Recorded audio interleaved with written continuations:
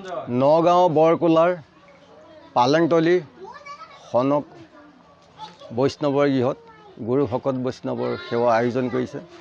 আমি অধমে তাতে অকণ পাঠ কৰিবলৈ উপদেশমূলক হিচাপে আগবাঢ়িছোঁ। সবৰ চৰণত আমি প্ৰাৰ্থনা জনাইছোঁ। কৃষ্ণ কৃষ্ণ। নমো কৃষ্ণ শংকৰ গুৰু হৰি ৰাম ৰাম হৰি ৰাম হৰি ৰাম। ব্যাসনি গদতি লুব্ধমতি শুনিও আনন্দে কৰ্ণপাতি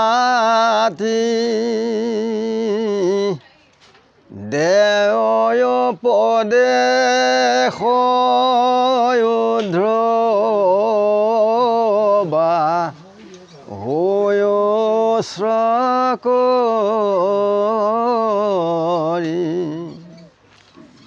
এহি মানে মাত্ৰ মহামন্ত্ৰ সংসাৰ দুৰ্ঘোৰ বিষহাৰী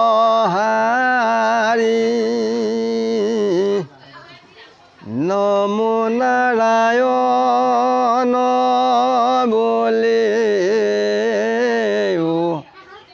কুমুখ ভৰি। ৰাম শুনা সভাসদ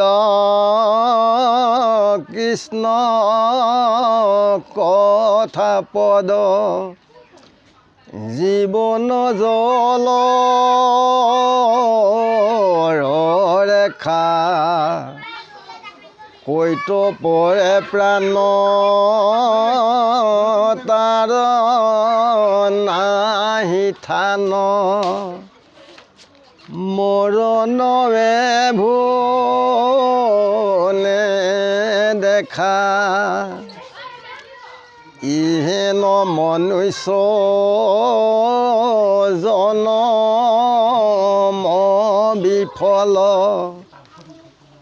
খনে খনে আয়ু যাই ঘূৰ পৰলোকে তৈতে কেনে হক নিশ্চিন্তা তাৰ পাই সতৰে সুহৃদ ঈশ্বৰ কৃষ্ণত হৈও কয়ে শৰণ তানে গুণ নাম লোৱাই বিশ্ৰাম চিন্তিও তানে শৰণ কৃষ্ণৰ নামক যিজনে সুমৰে তাহানে পুৰুষ মানে নৰকৰ পৰা তেখনে স্বৰ্গত উঠয় দিব্ৰ বিমানে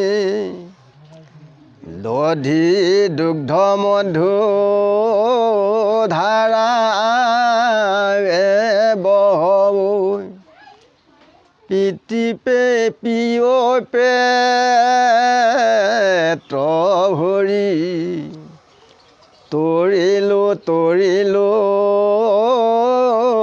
বুলি নাচয় অনেক আনন্দ কৰি পুত্ৰ সমে পাছে বৈকুণ্ঠ কচলে চতুৰ্ভুজৰ পধৰি কৃষ্ণৰ কিংকৰে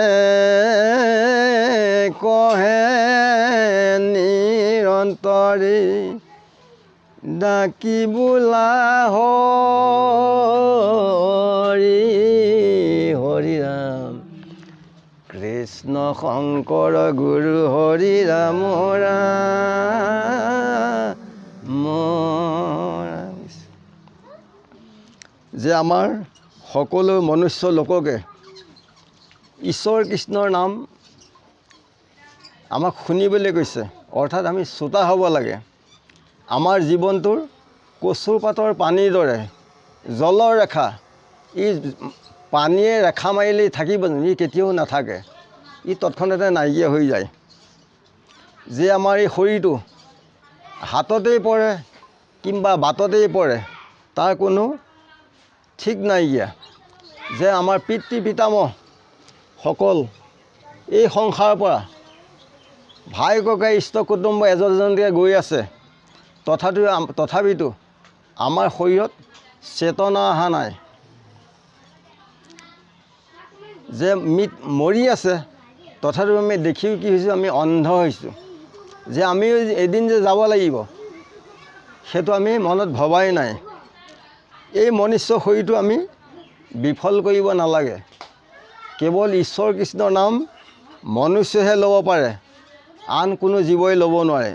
ই ঘড়ী কাটাৰ দৰে ই ক্ষণে ক্ষণে আয়ুস গৈ আছে। যে আমাৰ মৃত্যুৰ পাছত আৰু শেষ বিচনাত আমাৰ কি হ'ব তাৰ কাৰণে আমি সদায় চিন্তা কৰিব লাগে। কিন্তু কেৱল ধন টকা পইচা দৌলত এইবিলাক চিন্তা কৰি থাকি সময়টো ব্যয় কৰি পাছত যে আমাৰ কি হ'ব এইটো যদি আমি চিন্তা নকৰোঁ, তেতিয়াহ'লে আমি মহা বিপদত পৰিব লাগিব কোটি কোটি বছৰ লাগি। যে সেইকাৰণে সোনকালে ঈশ্বৰ কৃষ্ণত এক শৰণাপন্ন হৈ তেখেতৰ নাম গুণ আমি চন চিন্তা কৰি সৰ্বক্ষণে আমি তেখেতৰ নাম স্মৰণ কৰিব লাগে। যে কৃষ্ণৰ নামক যি একাগ্ৰচিতে স্মৰণ কৰে তেখেতক পুৰুষ বুলি কৈছে। যে নৰকত থাকিলেও তাৰ পৰা দিব্য বিমানত তেখেত স্বৰ্গলৈ উঠি যায়। এয়া হৈছে শাস্ত্ৰৰ সন্মত। যে পিতৃয়েও দধি দুগ্ধ ঘৃত মধুৰ পিতৃয়ে পেট ভৰাই খাব পাৰে, অৰ্থাৎ আমাৰ পৰমাত্মা আৰু এই সংসাৰৰ যোৱা পিতৃও তেওঁলোকে কি কৰে, আনন্দত নাচে। যে তৰিলোঁ সুপুত্ৰৰ দ্বাৰা আমি তৰিলোঁ, এইবুলি তেওঁলোকে সদায় আনন্দ কৰে। আৰু পাছত পুত্ৰসকলৰ সমে চতুৰ্ভুজে বৈকুণ্ঠত তেওঁলোকে থান পায়। যে ব্ৰাহ্মণৰ ক্ষমা ধৰ্ম জানিবি নিশ্চয়, জগতৰে পূজ্য হোৱে নাহিকে সংশয়। ক্ষমা গুণতেহে লক্ষী কৰন্ত নিৰ্বাস, সূৰ্যৰ সমান মহা হোৱন্ত প্ৰকাশ। যে ক্ষমা গুণত লক্ষীৰ মাতৃয়ে সূৰ্যৰ নিচিনাকৈ গৃহত প্ৰকাশ কৰে। ক্ষমাৱন্ত জনৰ সম্বন্ধ ভগৱন্ত। যে যিজনৰ ক্ষমা গুণ থাকে তাত ঈশ্বৰ কৃষ্ণই সম্বন্ধ পাতে আৰু ইহ সংসাৰত সুখেৰে মহাতুষ্ট হৈ এই সংসাৰৰ পৰা তৰিব পাৰে। যে তোমাৰো আশ্ৰয় লাভ ছয় স্বৰূপত, যজ্ঞ ব্ৰত দান তপ কৰে যত যত, কোটি ভাগ ইহাৰ ৰেণুকু সম নাই, হৰি ভক্তি দান দিলে যিটো ফল হয় যে যজ্ঞ দান ব্ৰত যিমানবিলাকেই কৰা নাযাওক ই কোটি ভাগৰ সমান নহয় যে এটা জীৱক যেনি উদ্ধাৰ কৰিব পৰা যায় যেনে মাছ কাছকে আদি কৰি কোনো পানীত পৰা হওক পোক পৰুৱাকে আদি কৰি যদি বচাব পৰা যায় এজন মনুষ্যক যেনি হৰিভক্তি দি এই সংসাৰ সাগৰৰ পৰা উদ্ধাৰ কৰিব পৰা যায় তাৰ সমান কেতিয়াও পুণ্য আৰ্জন কৰিব নোৱাৰে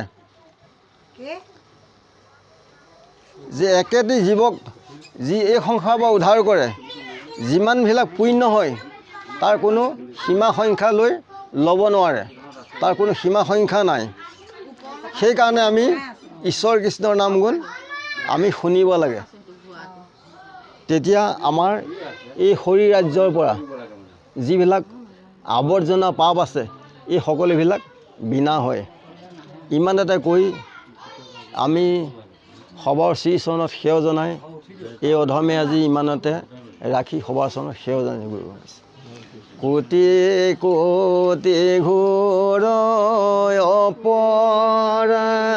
অপৰাধনীতে কৰয়া আমি দৌৰা হয়